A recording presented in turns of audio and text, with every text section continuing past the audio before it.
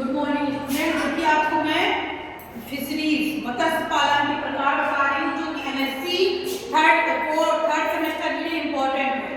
ये BSc third year मतलब BSc third semester और एमएससी थर्ड सेमेस्टर के लिए इम्पोर्टेंट है, जिसका मैं प्रैक्टिकली बता रही थी। ठीक है, तो सबसे पहले जो मत्स्य संवर्धन जो होता है, मत्स्य पालन पुरातन समय से चला आ रहा है। इसमें ठीक है शरीर की इसकी मांस की मात्रा, मछलियों के लक्षण जो होते हैं शरीर की वृद्धि, मांस की मात्रा, भोजन के लक्षण, प्रतिमास क्रियाएं होती हैं। ठीक है, ये हो गया। इसके बाद मैं आपको बता रही हूँ कि मत्स्य पालन जो होता है, सबसे पहले कैप्चर मछलियों को पालना, मछलियों को कल्चर करना, उसको कैसे कैप्चर किया जाता है, कैसे उसके फार्मिंग की जाती है, ये सब है आपके एमएससी थर्ड ईयर में, जो आपको कठिन लग रहा है। अगर क्योंकि आप थर्ड सेमेस्टर के लिए पढ़े हैं, अगर प्रैक्टिकल में आप ये लेते हैं तो ये ज़्यादा आपके लिए सहूलियत रहेगी इसमें, और इसको मैं अच्छे से एक्सप्लेन भी कर पाऊंगी। देखिए मत्स्य पालन जो होते हैं, तो मत्स्य पालन में कैप्चर झरनों, नदियों में, ठीक है, समुद्रों में पकड़ने के लिए प्रबंध किया जाता है। कहाँ कैप्चर मतलब नदी, झरना, समुद्र आदि में इनको पकड़ने के लिए, कैप्चर करने के लिए प्रबंध किए जाते हैं। ठीक है, ये कहलाता है मछली पकड़ने के लिए उद्देश्य मछलियों को जलीय जीवों को सुरक्षित रखने का उद्देश्य है। सतत प्रबंधन, छोटी मछलियों को नहीं पकड़ा जाता। क्या है, छोटी मछलियों को कैप्चर नहीं किया जाता। इसके बाद आप देखेंगे इनका संवर्धन या कल्चर। मछलियां छोटे जलाशयों में, जैसे तालाब, झील, छोटे जलाशयों में, लैब में संवर्धित की जा सकती है मछलियों की लंबाई और भार के लिए। मतलब मछलियों का कल्चर अपन झील में, तालाब में कर सकते हैं, है ना, या कटिंग तालाब बनाकर, है ना, ये इसका अपन कल्चर कर सकते हैं। ठीक है, साथ ही मछलियां जो होती हैं पेन या पिंजरा संवर्धन, मत्स्य खेती, जैसे मत्स्य खेती भी होती है। ठीक है, मत्स्य खेती पाई जाती है, राफ्ट होता है, कोक संवर्धन होता है, इसके द्वारा मछलियों का संवर्धन या कल्चर किया जाता है। इसके बाद है अंतर्देशीय मत्स्य पालन। इंग्लैंड, भारत के अंतर्देशीय मत्स्य पालन का महत्वपूर्ण स्थान है। भारत में अंतर्देशीय इंग्लैंड जिसको कहते हैं अंतर्देशीय मत्स्य पालन का महत्वपूर्ण स्थान है। ठीक है, सर्वाधिक है, समुद्र उत्पादन में भी इसका किया जाता है। ठीक है, स्वच्छ जल मछलियां, मछली संवर्धन को ये कल्चर करना कठिन काम नहीं है।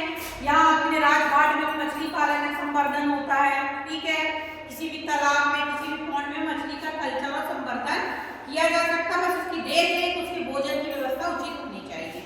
अब देखिए स्वच्छ जलीय मछलियां, स्वच्छ जलीय जो साफ पानी में, फ्रेश वाटर में पाई जाती हैं। तो स्वच्छ जलीय मछलियां जो होती हैं, जो कैप्चर करना, फिर उनका संवर्धन करना मत्स्य स्रोत, झीलों, तालाबों में किया जाता है। प्रमुख स्वच्छ जलीय कार्प मछली, लेबियो रोहिता, जैसे कार्प होती है, लेबियो रोहिता होती है। ठीक है, साथ में आपकी टार्टर होती है, लेबियो वाटा होती है। ठीक है, कैटफिश होती है, वेल्वो एट्टू होती है। ये सब जो मछलियां जो कहलाती हैं, ये सब क्या कहलाती हैं, शुद्ध पानी या फ्रेश वाटर की मछलियां कहलाती हैं। क्या क्या होता है, लेबियो रोटा, लेबियो वाटा कहा, क्रॉप फिश कहा, कैटफिश कहा मैंने, साथ में इसमें वेल्वो एट्टू होती है। ये सब मछलियां अपन स्वच्छ जल में आसानी से कल्चर कर सकते हैं। ठीक है, अब देखिए मछलियां जो होती हैं, तो मछलियों के लिए जीव एक प्रकार का श्वसन अंग पाया जाता है। मछलियों में जियोल मछली जो होती है, एक जियोल मछली जो होती है, उसमें विशेष प्रकार का क्या पाया जाता है, श्वसन अंग पाया जाता है। ठीक है, इसके बाद आप देखोगे कि मछलियां जो होती हैं, जैसे फेदरबैक्स, नाइट फिश, स्वच्छ जलीय ईल, ये सब क्या कहलाती हैं, पालन के लिए उपयोग किया जाता है।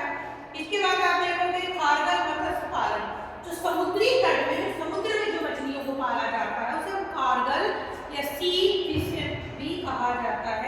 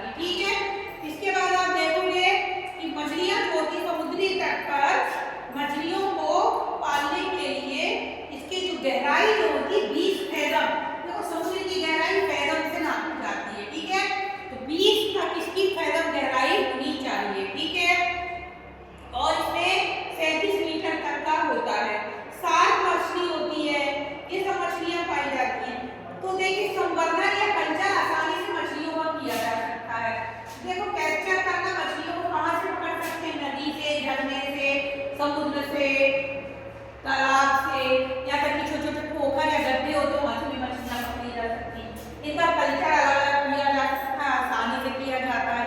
बस कल्चर के लिए आपके पास जो उपयोगी होते हैं उसमें ब्रीड अच्छे होने चाहिए, उसका फूड अच्छा होना चाहिए। जिस भी तालाब में अगर आप कृत्रिम तालाब बना रहे हैं तो उसका स्वच्छ जल होना चाहिए। फ्रेश वाटर मछलियों के नाम मैंने बता ही दिए, कार्प, लोबी, लेबियो रोहिता, लेबियो बाटा होती हैं, ये सब क्या करती हैं, फ्रेश वाटर मछली हो जाती